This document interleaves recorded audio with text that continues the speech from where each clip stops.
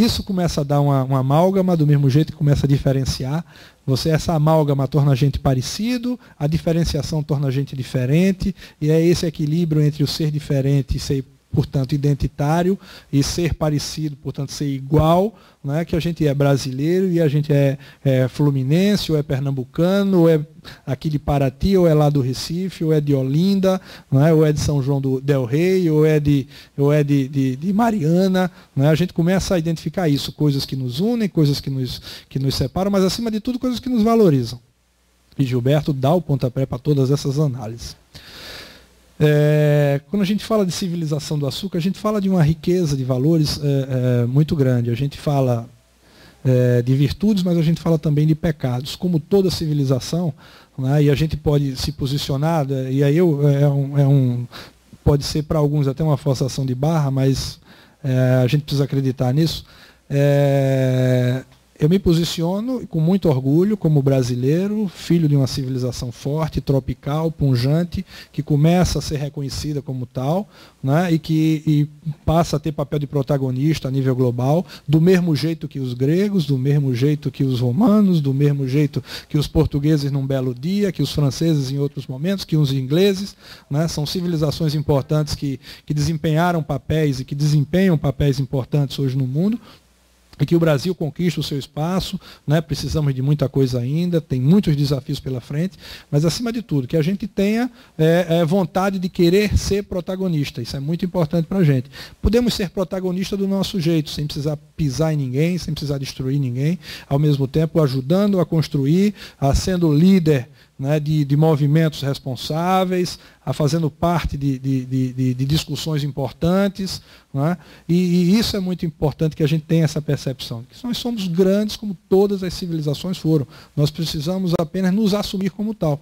Né, e isso vem com muita responsabilidade. Nós precisamos ter a responsabilidade de liderar.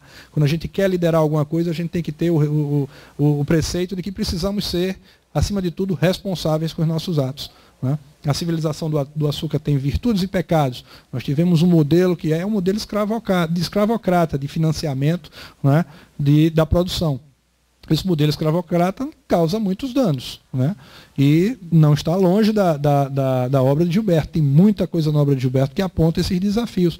E a gente precisa, por uma questão de desenvolvimento social e econômico, né, tentar reverter uma série de coisas que a própria escravidão, né, provocou. E essas diferenças sociais precisam ser combatidas. Precisamos descobrir métodos corretos de diminuir esses impactos para que a gente transforme, né, essas oportunidades em virtudes dessa nossa civilização tropical. Né? E que, acima de tudo, esses modelos sejam nossos modelos, que não sejam modelos importados, que sejam modelos que a gente possa ajustar dentro dos nossos desafios de vida e dentro dos nossos processos de desenvolvimento econômico. Que a gente não deve ter um modelo único. Nós somos um país muito grande e diverso. Nós devemos ter modelos regionais de desenvolvimento, que é o outro preceito gilbertiano, né? Alguns para a região norte, que é uma região extremamente característica, né? Com uma forte presença indígena, né? E que, com uma presença africana menor, com uma presença ibérica menor, com características muito fortes. Nós temos a região nordeste, que é a região de civilização mais antiga aqui do Brasil, que tem valores que são extremamente arraigados ainda hoje, né? De uma riqueza enorme, mas que sofreu o declínio de um ciclo econômico há 300 anos atrás, há 200 anos atrás.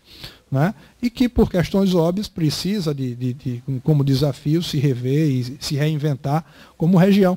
E o turismo está aí para isso. Nós temos, na região Nordeste, provavelmente, a maior parte do patrimônio histórico mais antigo do Brasil. Né? Só na região, por exemplo, nossa do Recife, nós temos Recife, Olinda e Igaraçu, que tem, uma é fundada em 1535, a outra em 1537 e a outra em 1539. São 3 sítios históricos. Recife e Olinda são 2 cidades irmãs, são praticamente geminadas, você não consegue diferenciar ou identificar limite entre uma e outra.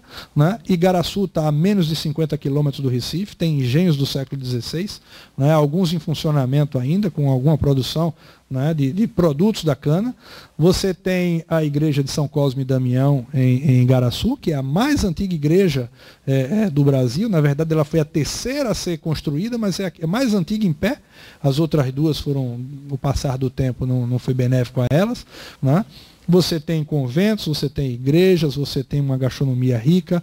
Então são esses valores que a gente começa a trabalhar muito fortemente nessa região, que não é uma região apenas de Pernambuco em si, mas Pernambuco, Paraíba e Alagoas, né, que tem valores muito fortes, uma presença judaica, uma presença holandesa, né, uma mistura gigantesca de valores, né, conceitos que só são aplicáveis em determinadas micro-regiões de Pernambuco, outras que são possíveis de generalização, do ponto de vista, inclusive, do uso de todos esses valores como ferramenta de desenvolvimento turístico. Né? O turismo entra fortemente como uma forma de desenvolvimento econômico e social.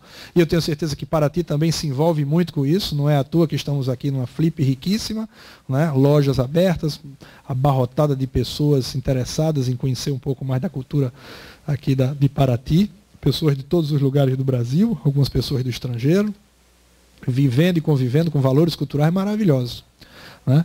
Bom, eu gostaria que vocês participassem agora, que eu queria escutar um pouco vocês e que a gente pudesse discutir um pouco mais dentro de perspectivas que sejam próximas, né, do mundo que vocês percebem como parte, né, desse Brasil que eu comentei um pouquinho aqui, né, e que a gente possa de alguma forma contribuir.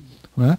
Eu reforço que a gente vai ter amanhã, na sexta e no sábado, outras pessoas aqui que vão ter abordagens um pouco mais profundas do que a minha, porque são doutores no assunto, e que, acima de tudo, vão pontuar essas discussões com essa interface com vocês aqui, com uma dinâmica um pouco mais profunda, né, de discussão, né, de conhecimento.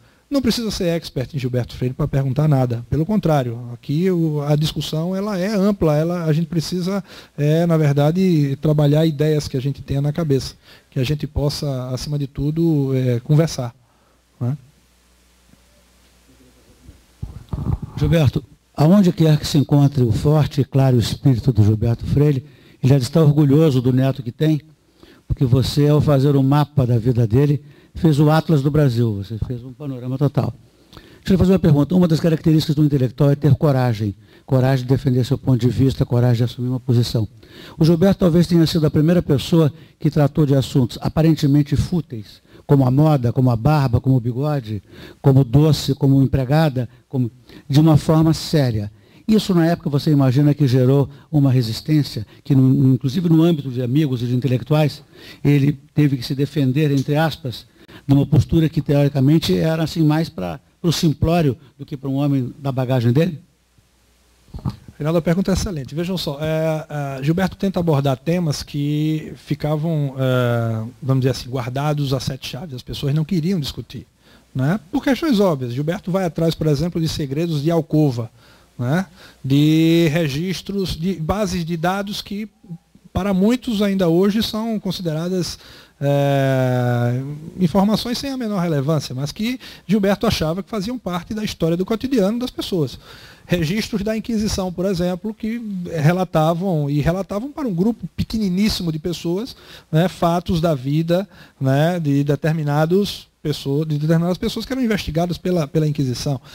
Diários de família, de pessoas que escreviam diariamente sobre o cotidiano, né, das fases dessa pessoa. Quer dizer, você escrevia os seus segredos, você rabiscava ali. Gilberto vai utilizando essas ferramentas. Recortes de jornal, né? Ou seja, ele vai recuperando essas informações a partir de recortes de jornal. Né? Então, imagina um pesquisador que quer estudar sobre o Brasil, que começa a usar bases de dados não triviais, e bases de dados que eram considerados, por grandes pesquisadores da época, como futilidades.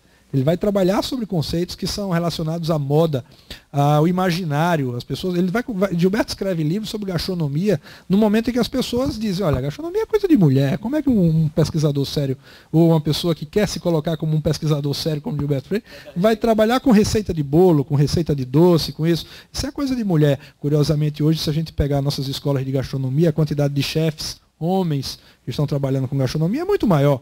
Né? Então Gilberto dizia, olha, isso é a história do cotidiano, isso é a história das pessoas, é a história das famílias, né? Isso é a história de uma sociedade, né? Isso é a história de uma civilização. E ele vai trabalhar esses temas sem medo, sem receio.